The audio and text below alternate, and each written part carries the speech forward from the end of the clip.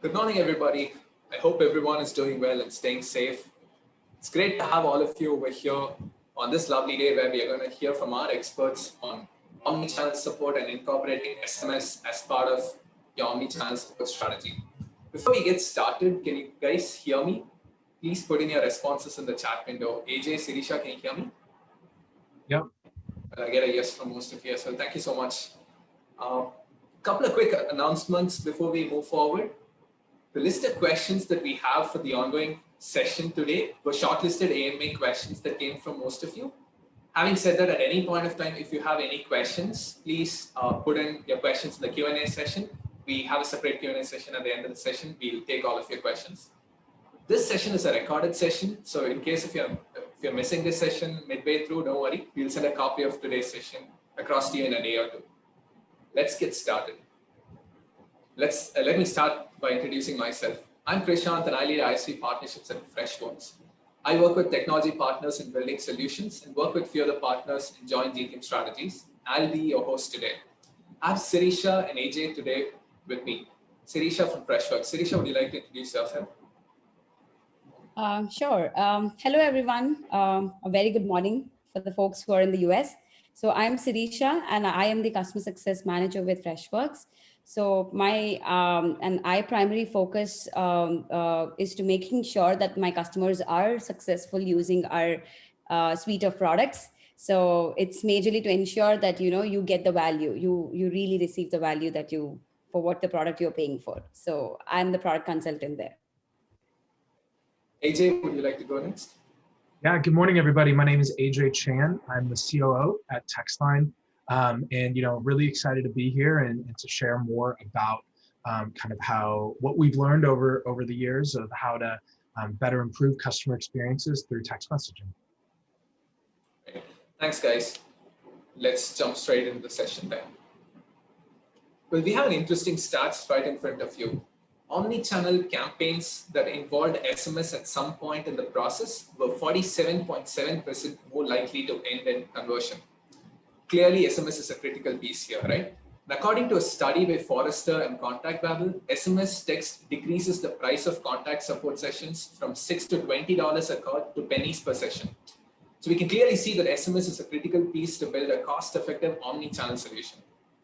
I've been repeating the word omni-channel multiple times right from the beginning. Let's understand from Sirisha on what does it mean to have an omni-channel customer strategy. Sirisha, if you could also help us understand what is the difference between multi-channel and omni-channel, it will be really helpful. Sure. So when we're talking about multi-channel, so this is something that we've been seeing it from quite some time. It's nothing but companies giving the ability to their customers so that they can reach out to them in multiple different ways or through multiple channels. That could be like phone or SMS, social media. It could be any of them. But the only drawback or the only thing that would be missing is that these channels were never interconnected or they were never connected or integrated really well. And now that has been changed with the omnichannel strategy, not just giving the ability to reach out through multiple channels, but now what people can actually do is the context or the information that they share through one channel can be easily passed on to the other channel as well. So if there is an agent who is trying to reach out or who's talking to a customer on a phone call, and then the same customer reaches out to them a couple of days later through an SMS or through a chat, now the entire context is being bring out there. So now what happens is it enhances the customer experiences. So in this way, agents become more comfortable sharing the information and the interactions are going to be across the channels.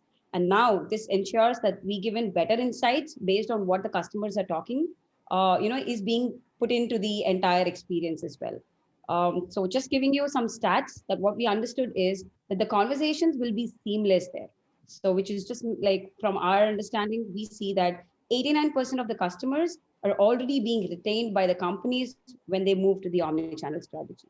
And the second important thing is that the entire conversation is more conversational rather than it being very transactional. So, nobody likes being transactional. Somebody reaches out to you, you just say hello, and then directly deep dive into your problem. But then if you already have a context or have some information about it, that's when, customers can see that we've put in the efforts, which is nothing but creating those wow moments or the aha moments, which is the key to any business today. Is nothing but the customer experience. So, and then the entire customer experience is completely personalized.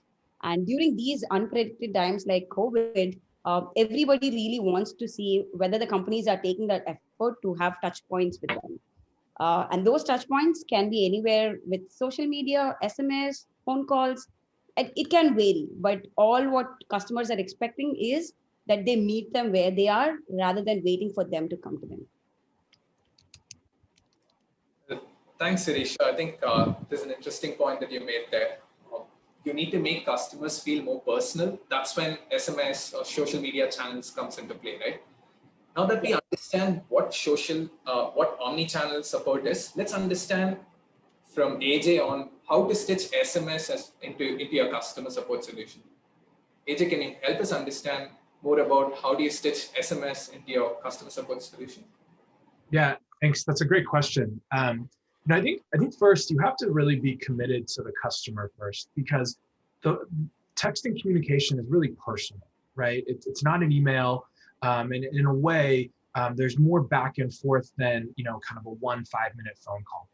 I think secondly, you also have to believe that your customer support and customer experience is really a competitive advantage, because support can be more than just a cost center, but it could really be a revenue center. And I think Twilio did a recent study where I think 85% of customers want to have text conversations with businesses rather than just receive information. And I think that really fits nicely into kind of what we do at Textline and what we believe in, where that business texting is really a two-way conversation with customers, and it's more so than just a quick update or treating customers like a ticket. So kind of with all of that being said, I think if you start with this as your foundation, really focusing on the customer, you can really make the right decision of how to best incorporate texting. I think one thing quickly that comes to mind is figuring out what channels are best for your business. Because while we obviously are in the texting business, there is a time and a place and a need for each channel, right? And so, each channel serves a different purpose. And I think from a customer experience perspective, just figuring out which channel is best for that situation and customer. And I think, secondly, figuring out what your company's brand tone and voice is. What texting allows you to do is be really personal. And so, that's really a gift from the customer. And so, let's say you're a younger, fun consumer brand, sending emojis, sending gifts, sending photos are kind of more common to that type of fun, personal interaction of text, just like you're texting a friend and family. Whereas maybe if it's you're speaking to a bank or an attorney or something more professional, the tone doesn't necessarily need to be email, but it definitely needs to have a little bit more of a level of professionalism. And so maybe a GIF wouldn't be the best, place if a doctor's sending you kind of a photo of your colonoscopy. Well, thanks, AJ. While you were talking about implementing text, it also reminds me of automation, right? I mean, automation is a critical part, particularly when there are so many customer conversations to handle, right? So, Sirisha, the next question is to you. What do you think about the emerging role of AI or automation to enhance customer experience? Well, it's a very interesting topic. So about 5 years back, when everyone was talking about automations or probably artificial intelligence, the AI, what we call, all of us knew that it was the future. But what was there in everybody's mind, or the bubble that everybody had, was that it's going to replace people or replace jobs. But let me clarify one thing. So even with things changing, AI is not here to replace the jobs or replace people, but it is here to enhance the entire, the process. It's to make sure that the agents are more efficient with whatever they're going to be doing. So with that entire enhancement, the customer service as an entire org itself took a huge makeover. So from it taking, say, 5 minutes to resolve one conversation to it became now, say, a minute to resolve the same conversation. The entire conversations were more predictive and they became very personalized.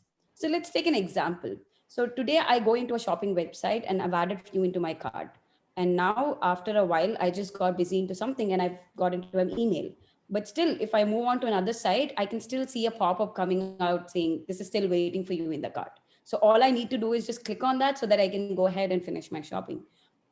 So this is how things have changed. Instead of, we waiting to go there and then get the work done, everything is just coming, right in front of us. And that's how personalized it has become, the entire experience. And now when it's AI enabled, the entire insights or the analytics that we're going to put into it is going to be so personalized that, it gives a huge impact on the entire customer experience. Let's take a quick example of how Freddy works in Freshworks today. So Freddy is our AI bot. So it has both agent side and the way it looks at from the customer side. So let's take an example from the agent side. So today I'm going to ask an agent saying, how does this specific feature work? The what agent needs to do is either type in the entire answer or look for a solution article and share it with you.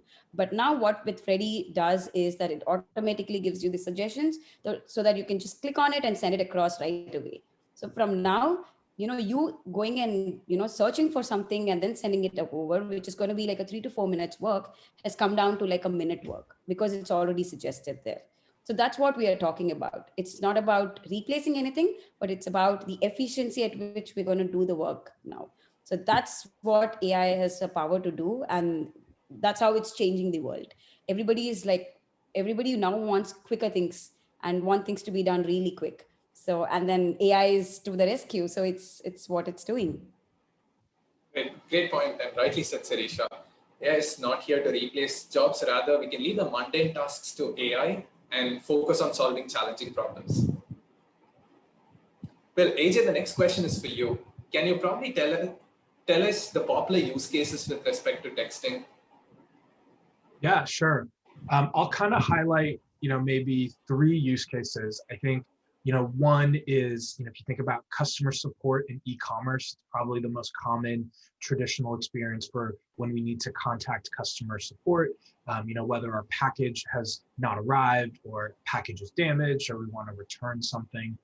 And, I think, traditionally, you would call, then maybe email and then live chat, but now there's the option to text. And I think one thing that I kind of want to point out with this use case is that the role of customer support has really evolved into more than just a reactive role, right, when something is wrong, but also a highly consultative role, right? We live in a world right now where if I'm looking to buy a pair of shoes or I'm looking to, figure out what service I want, I'm doing research, I'm looking at reviews, I'm doing all these different things. And so I'm now coming informed to ask questions pre-purchase. And where do I go to? I go to the support team. And so kind of support now is acting as traditional support, as sales, as a consultant, as a logistics coordinator. So it's a pretty dynamic role. And so with that dynamic role, some really common use cases are just, being able to send photos back and forth. Let's say someone says my package is broken or my mattress is damaged and the customer support rep says, okay, so what is damaged? What's not working? Instead of that customer needing to kind of think about, well, it's on like the top left-hand corner of the mattress, there's this stain, and it can go back and forth. And it's actually harder for the customer. They can take a photo because, as they say, a photo can speak 1,000 words. In addition, right, if you're a support individual, you can also send links to customers directly. So if a customer says, hey, I was looking on Instagram and I saw, Beyonce wearing these black heels that were from Stuart Weitzman. Do you have something like that? The customer can say, hey, yeah, or the support agent can say, hey, here's a link. Is this what you're looking for? Or can send a photo. Is this what you're looking for? And so you can kind of get closer to that call to action and enhance that customer experience. So the second one is we see a lot is kind of logistics, especially on the services end, moving companies, delivery companies, curbside pickup, whatever it may be. There's a lot of coordination and back and forth that happens, especially in real time.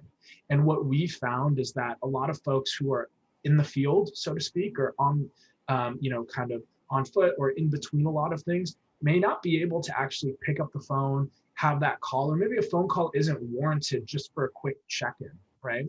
And so texting is, a much easier way for folks to actually get from point A to point B effectively, because texting has a 95% read rate within the first 3 minutes of it being sent, and so people are seeing these and they're responding at really high clips. And then the last one that I wanted to touch on that we're really excited about at Textline is in the healthcare space, right? So Textline is a HIPAA compliant texting tool. Quick little plug there.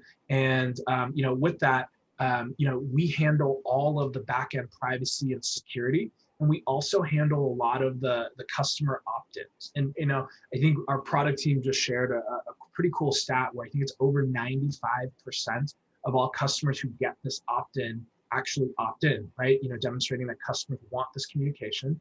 And so what we do is we actually protect, the medical practice or the organization who needs HIPAA consent from not breaking any or from not having any HIPAA violations, because we build in a lot of products and solutions that solve that. But all of that in the background to do very day-to-day tasks at a medical office, right?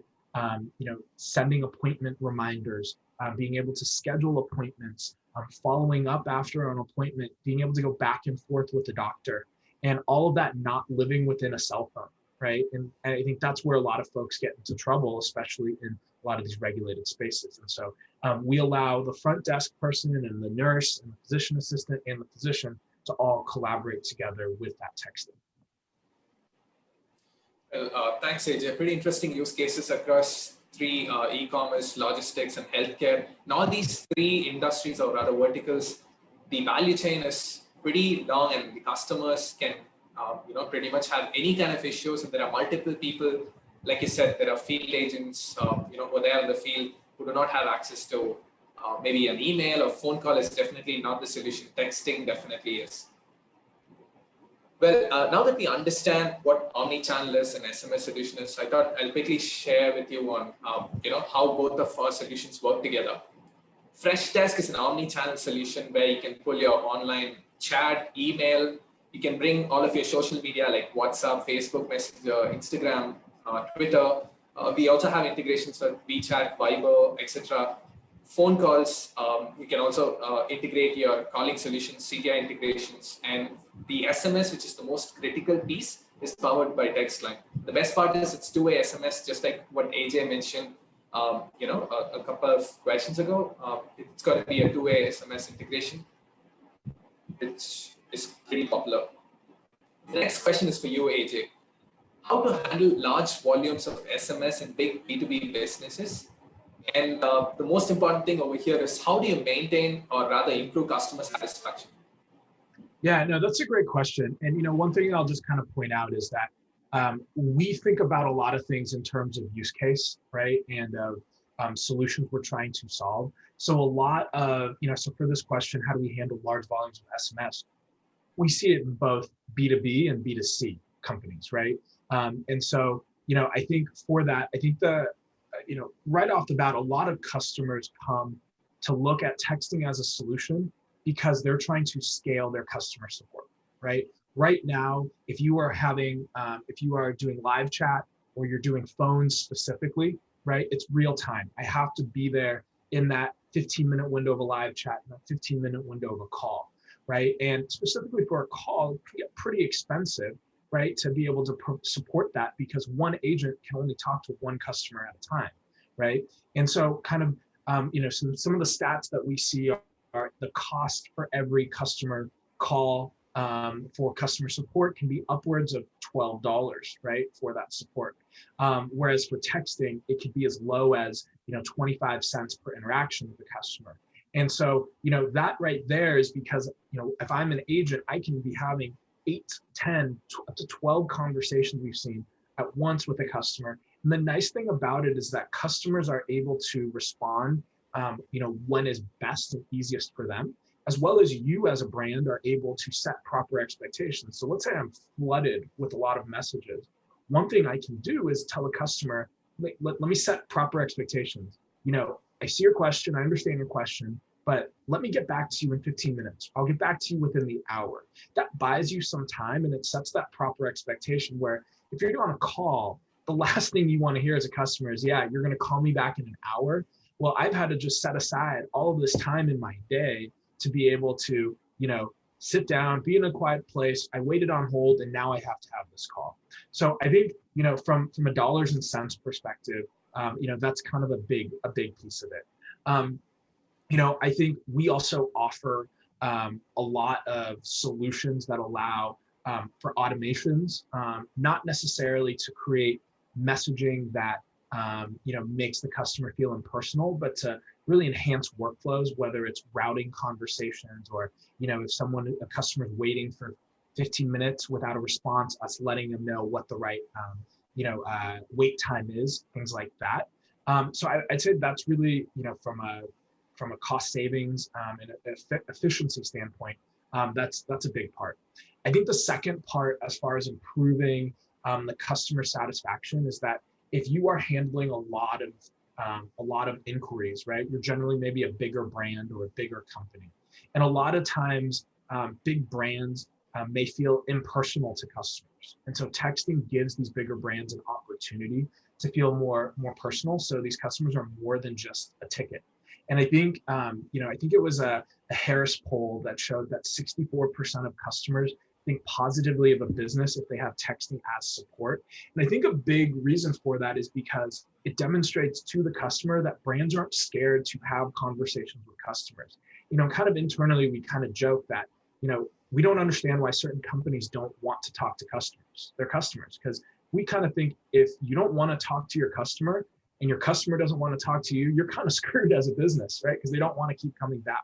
So, I think that's a big part of it. And, I think one last thing as far as kind of being able to maintain volume and improve customer satisfaction that comes to mind is along employee retention, right? So anyone who's managed a call center knows that employee retention may be kind of the biggest challenge to all of this.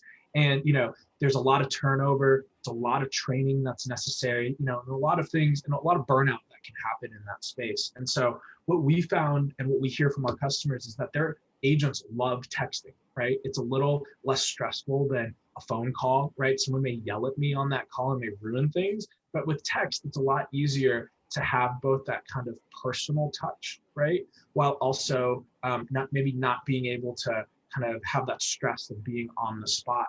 And, I also think that, texting is a lot easier to train for because we all text, right? We all text our moms, our friends, our family, whoever it may be, and we're just used to it and we're digitally native. So texting becomes like a really easy way for agents to be able to not just use, but also maybe even have a personality, right? If you're the right brand, sending an emoji and being kind of quirky or funny or witty is a big part of why I like to do my job if I'm an agent. That's a very interesting point from a retention perspective, right? Texting helps agents to be more engaged. Your explanation makes a lot of sense. Throughout we have been talking about contextual conversations, even when Sirisha explained about omnichannel strategy. Sirisha, can you probably explain in detail about what do you mean by contextual conversations? How does that impact your customer support strategy? Sure. So that's a very interesting question again. So when we're talking about contextual conversations, it's always about like when somebody is starting a conversation with you, say even as a support agent, there must be a reason why they are calling in. And imagine a situation where the agent already talks about why they have called in.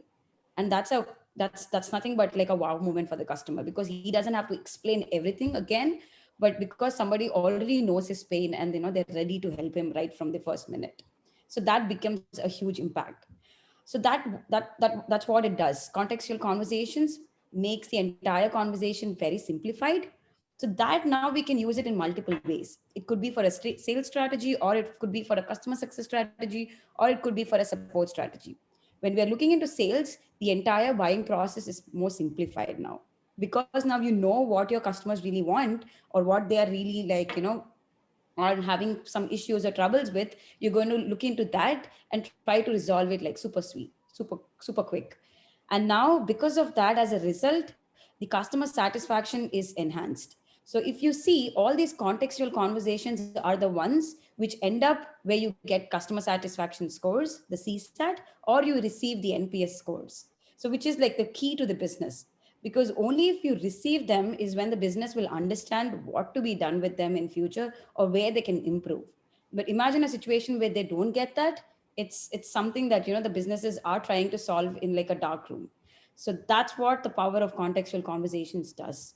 And now it tries to bridge the gap between the customer and the consumer. The customer and the company. So now it's important that the businesses try to get that information.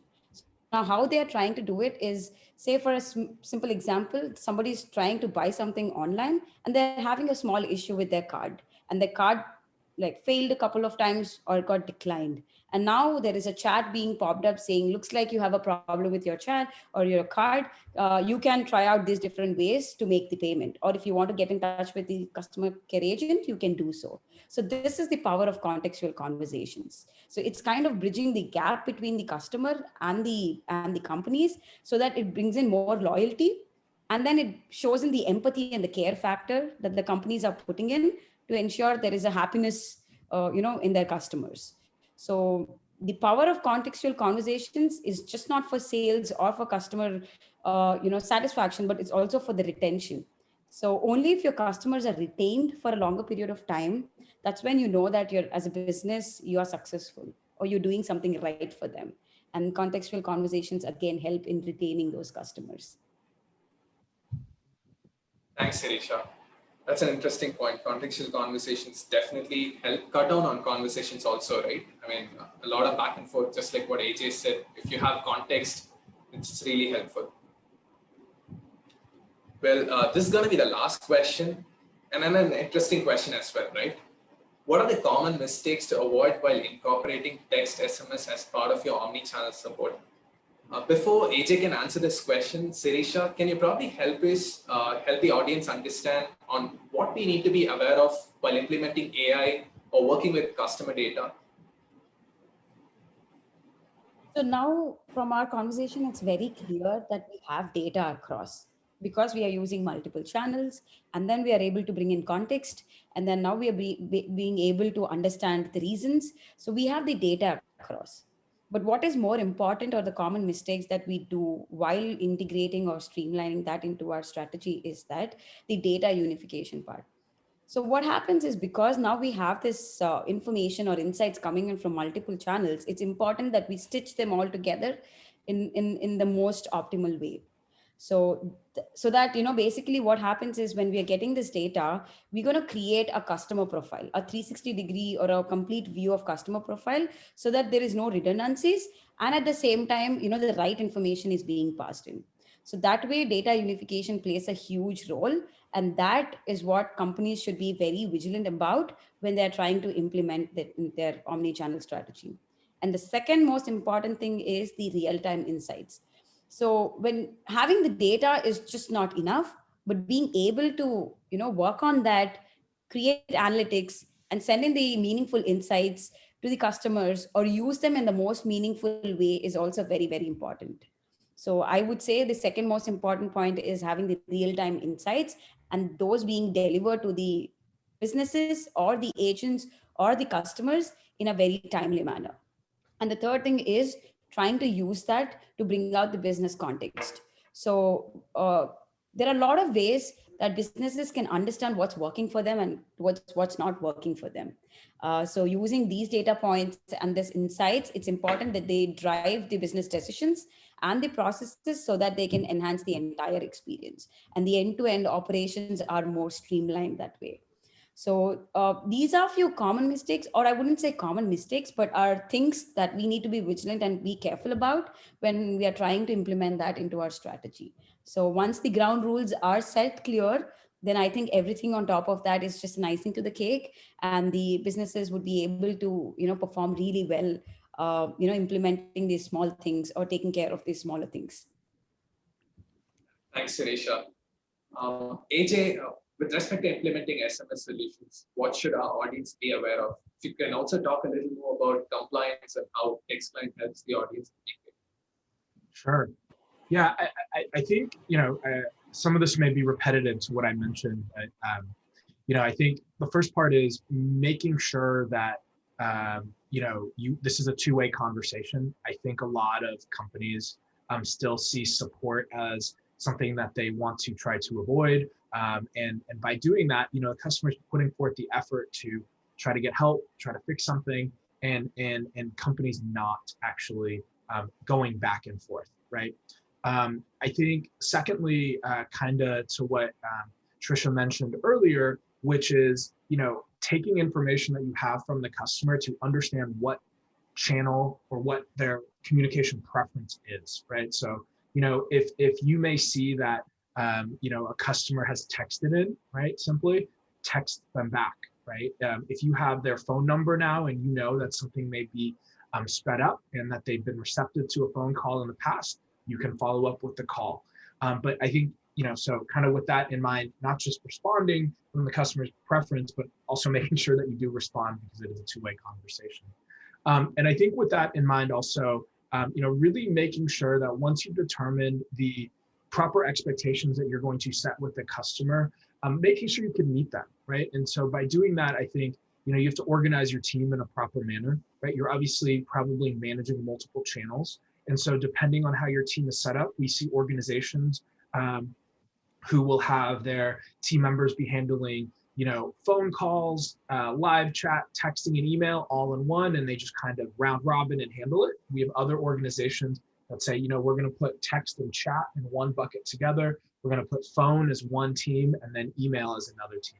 So I think really making sure you can optimize your team and organize your team for that. And, with Freshdesk and, within TextLine, you get a lot of data and a lot of metrics to know, what is the average response time? What are your SLAs? Are you meeting that? How much interaction, is needed and to be able to, set your schedule and understand load and capacity.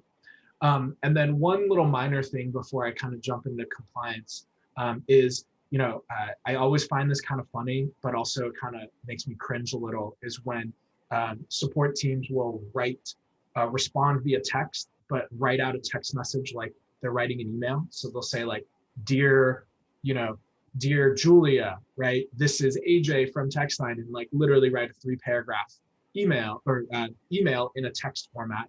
And I just cringe because that's how my mom writes texts, and knowing that that's not the best customer experience, I just, making sure that you're kind of in line with the right medium.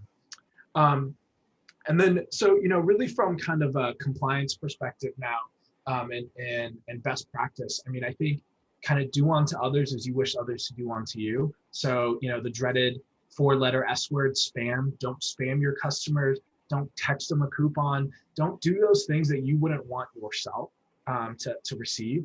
But really text the people who want to be texted, who have opted in, who have where you can add value. If you would pick up the phone and call your customer to give them that information, right? You can text them that. But if you're going to send them a newsletter, you need something you would never call them for, but you would maybe send it via newsletter, then don't send that via text, because that's not a great customer experience.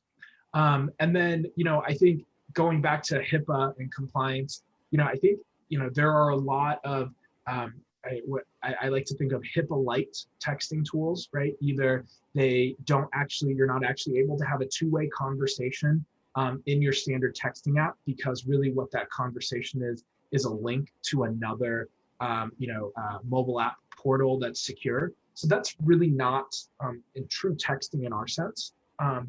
And so I think a lot of folks, really think of that as true texting, but we don't. And so from a customer experience, it's actually pretty poor in my opinion. And then secondly, there are other texting platforms that don't really manage the opt-in process, and they really leave it up to the hospital or the front desk manager to say, hey, have I gotten this? Has this person opted in? Have I gotten an opt-in?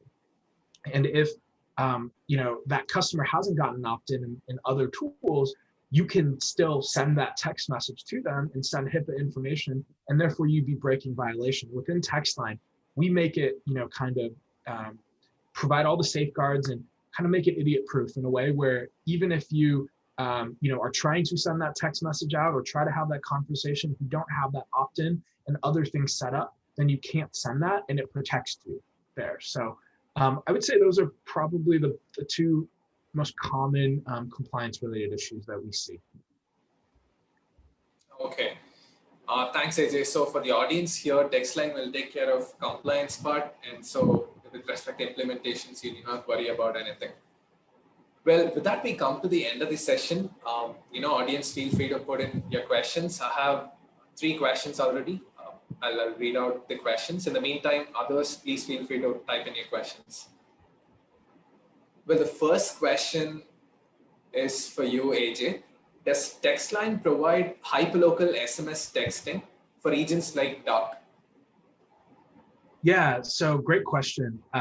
We work with multiple providers that provide international localized numbers. And so, we have a whole page on our website. I can't tell you off the top of my head, but I'm fairly certain that we've worked with texting in these countries, and in some of these countries. And so I think the best way is to just reach out for the regions that you're most interested in, and we can let you know what's possible. But a lot of the times we are able to provide local numbers, local area codes if they're available, and if not, we can go to multiple providers to try to get that for you. So we're built on Twilio, but we also work with other providers like Nexmo and SignalWire and others who get numbers from different places. Okay, great. Next question is on similar lines.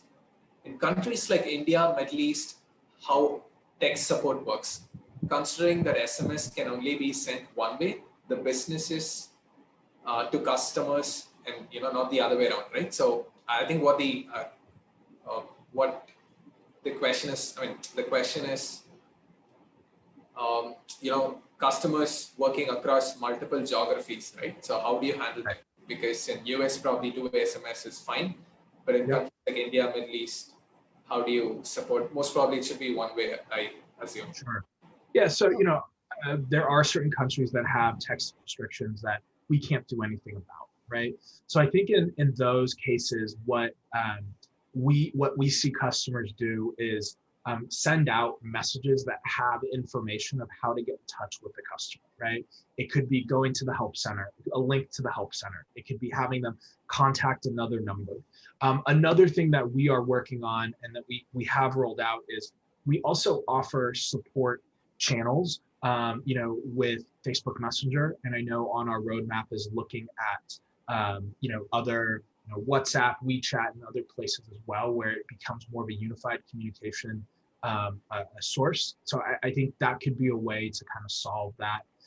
The other thing that we've seen customers do, it does get a little pricey, is that they will get numbers from neighboring countries where you can have 2-way texting and ask that the customer text that number and go back and forth from there. Just to add there, yes, because I've seen that, and I've worked in India, and I know how the SMS things work there. So I've seen that due to trial regulations, initially companies really worry, or they are a little skeptical about sending a blast messages to the customers. But what they follow is, as AJ mentioned, they follow this opt-in process to make sure that they get the buy-in, they get the opt-in from the customers. So post that, they go ahead and use these other channels, like AJ mentioned, like from the numbers from the neighboring countries, or having another form sent out in the message so that they can continue the conversation there. Then off late, I've seen that people even moving towards a little bit along the lines of WhatsApp, because when there are regulations like that happening, so people even try to move towards these other channels, which are very similar to how the texting works. But the key to it is getting the opt-in from the customers. So if you are able to get the opt-in from the customers, I think the SMS as a channel has a lot of scope and a lot of personalization, which just enhances the entire conversation. And just one quick thing about texting that's interesting compared to other digital communication channels is that I can send you a digital communication via text, right? That's that you see, but I also have your phone number now, so I can call you. right? And so if there are issues, I can work kind of concurrently back and forth, where with email or social or other channels, I can't quite do that. Okay, thanks AJ, thanks Arisha. Well, I think this question again is to AJ. Do you give an option to choose the carrier telecom provider? I guess more to do with a choice between AT&T or Deutsche Telekom. Do you have that Yeah. provisioning? So I will try to simplify this as much as possible because the telecom world is quite a messy web. I think in short, the way we work is if you are currently working with AT&T or Sprint or Verizon, or you're working with another VoIP provider, we can use your existing landline or VoIP numbers, right? If you need a phone number from us, we can provide you that phone number based off of, area code, or whatnot. And, in that case, the numbers come from a variety of different places. So you can't necessarily specify, I want a number that has originated for AT&T. It's actually never come up as a request or a need. What people care more about is I need to either bring my own number or I'd like a number with a specific area code or country code. Okay. Hopefully I answered that question. Okay. I'll let you know if there are follow-up questions. Thank you. Great. And one last question here.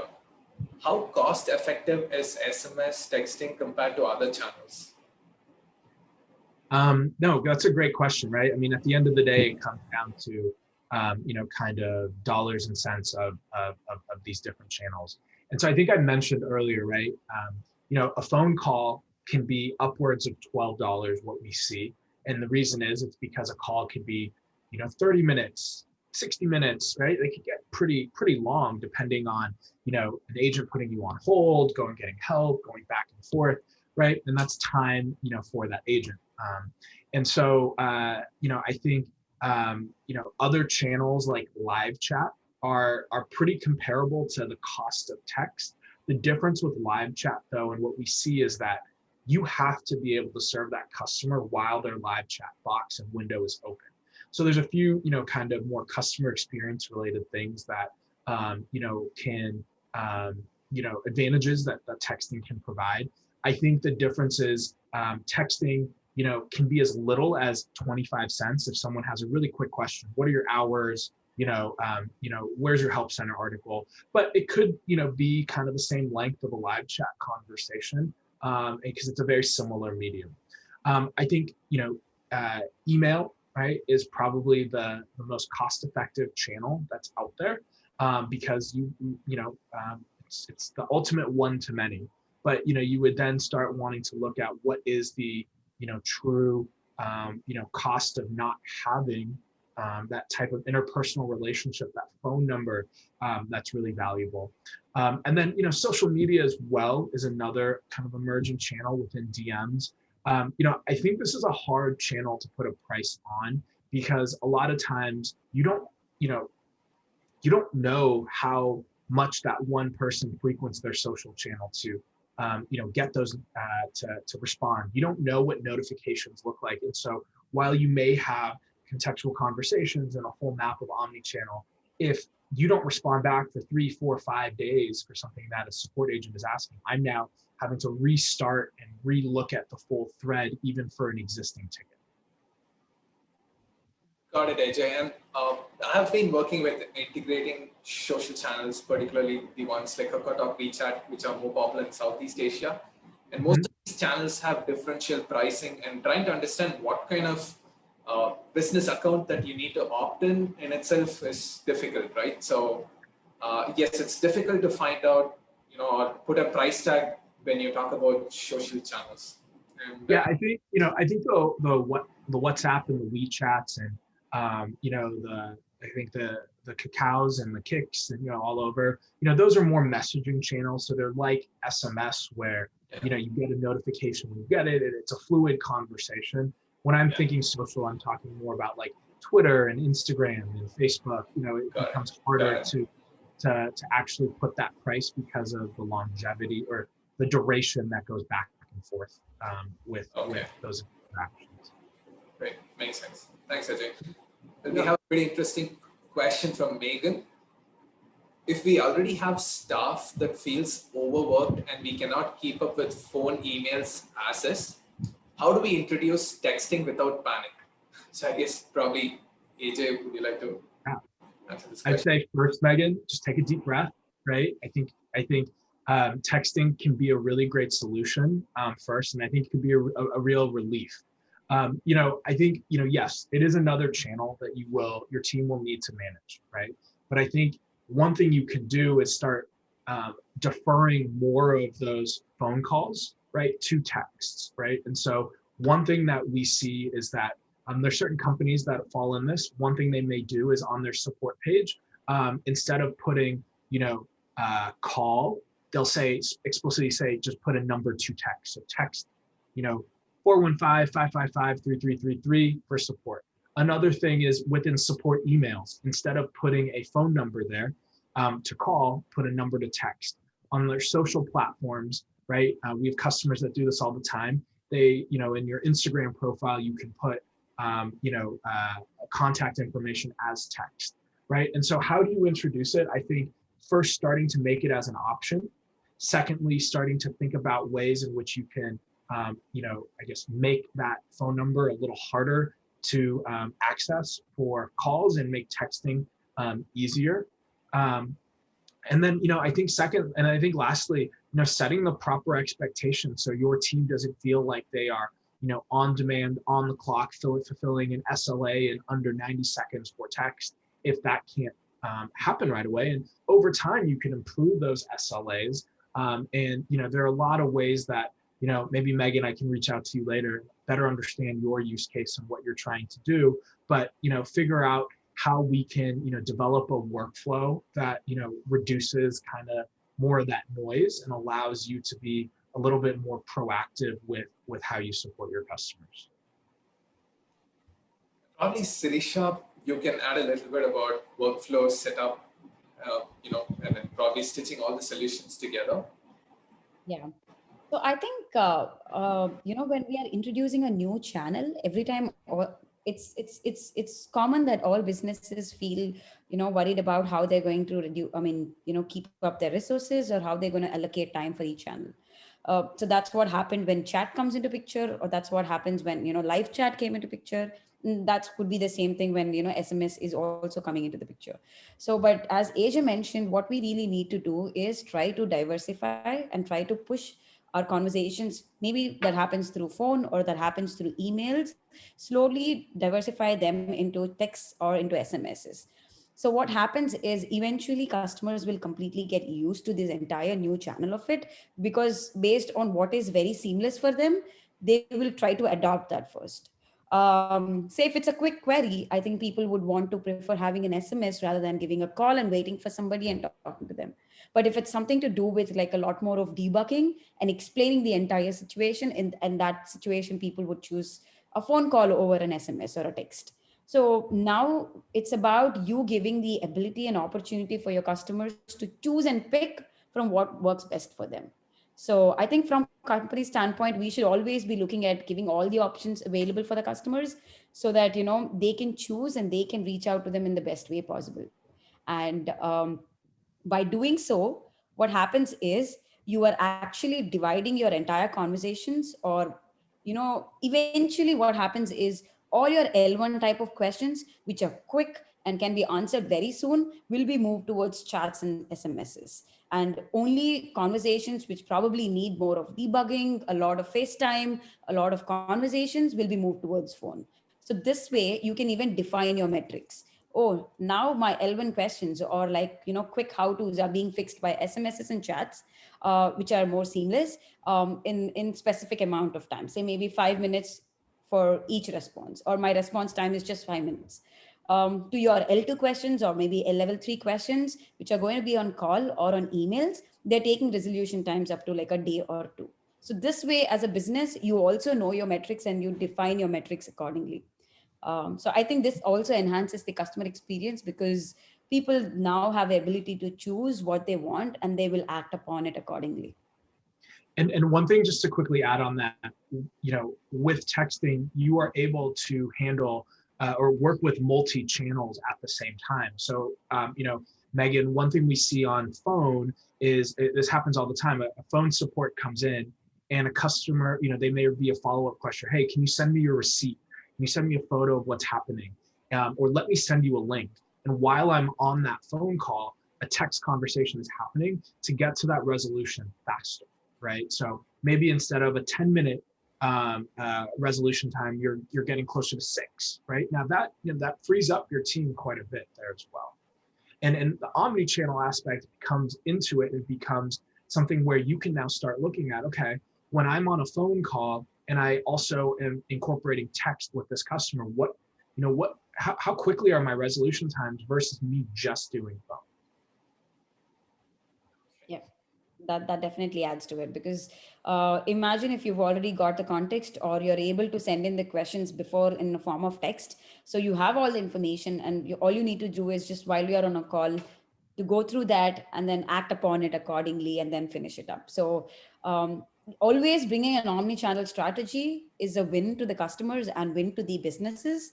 It just takes that little extra step to go ahead and do it. But once that has been implemented, we've seen that businesses get great advantage because of that, and our customers always loved it. And that's the reason why, if you see, as Freshworks, we also completely encourage our customers to go more omni-channel, and implement as many channels as you can, as a business, because that's always a win.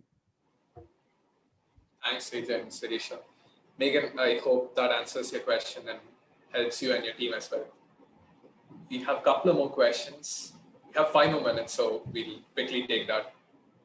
Sure. If your customers have opted in, is there a limit to the number of customers you can send a broadcast message before being flagged as spam? Probably a marketing person in AJ, can you please? Yeah. So, so like I mentioned, one of the unfortunate things with the telecom world is that it's a black box. They don't tell you, hey, you can send 1,000 texts a minute. You can do all of this, you know, and because of that, right, I think it's hard, it's impossible to give a precise exact answer. What we've found though, and what we've built out are ways in which you can broadcast messages. We call them announcements, where you can send one message to a lot of different folks, either across one number or across multiple numbers. And you know, if the more numbers you use, the more messages you can send out at one time. You know, I think one of the big reasons why carriers mark certain phone numbers as fraud and spam, one is if customers opt out or ask to, you know, stop or unsubscribe on a text, that's a red flag. I think secondly, you know, certain keywords unfortunately trigger, the carriers to block numbers or not deliver them. You can kind of think about it as like the spam folder, right?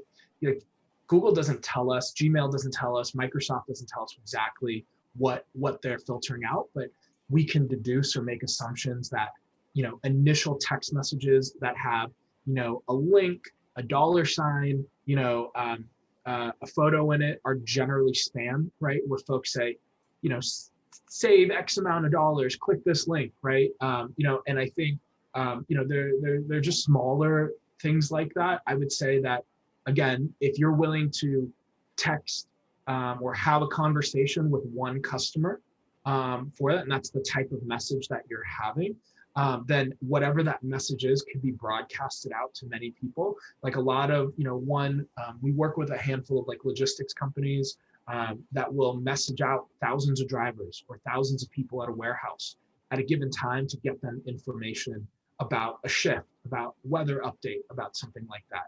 We have companies that are sending out, you know, thousands of messages every hour from folks that are signing up for lead forms on the site, right? We have customers that are leveraging our API that is triggering a text message after somebody makes a purchase or after a product arrives. So I think from a volume perspective, we don't really necessarily see issues unless there is that kind of more blatant spam or spam-like communication.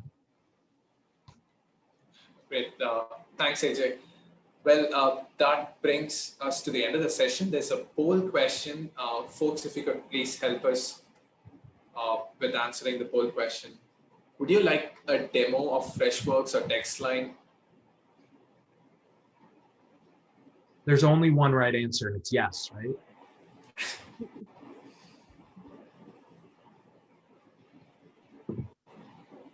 I see a lot of votes, which is great. Wow. That's truly omnichannel, right? Yeah. I think we've got some good work, AJ, now. Excuse We me? need to get into this now. Sorry, I missed that. Can you say that one more time? No, I was saying, I think maybe we should start getting into the demos now. We've got good response. Yeah, I mean, I can skip lunch. That's not a problem. Great. While people are answering that, there's one last question. Do clients have the ability to refine metrics and turn on off when that is time to respond is being measured? I'm not sure if you're referring to a channel in particular, but then AJ, with respect to SMS? Yeah, that's a great question. I know that right now, I believe don't allow that, but it is on our metrics roadmap. I guess I also don't fully understand the question, but you know, I assume it's, you know, during business hours, 9 to 5, you can track and measure, you know, response times versus it just being a 24-hour clock. You know, that is something that's on our product roadmap. We can't offer that now, but we do work with, you know, a lot of companies who want this data. And, you know, this person sounds like a very data-driven person, maybe at a data-driven company.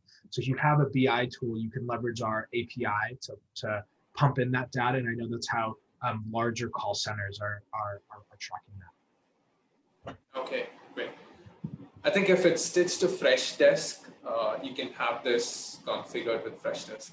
So yeah, so if it's more to do with the business hours and making sure that, you know, how your customers are reaching you within the time, you know, within the time zones and within the time differences, I think with Freshworks, you can set it up. But even otherwise, if more from the agent perspective, we always have, you know, few statuses and few statuses, the ability to mark them such that, you know, you're waiting on customers. So where you can freeze your SLAs and you can start the timer on, or, you know, making sure that, you know, the timer starts ticking in again based on the conversation, when it starts and when it's not on a live conversation or on an active conversation. But yes, so from my understanding, if that is what is required, yes, from Freshworks, all suite of products, that's something that we have it. great. Well, let's end the session. We're almost up. Thank you, Sirisha and AJ, for being part of the session. It is really insightful, and I'm sure our audience today would have had some takeaways from the session. Thank you, everyone, for joining us. Have a great day. Take care. Stay safe. Thank you so much for hosting and for everyone joining.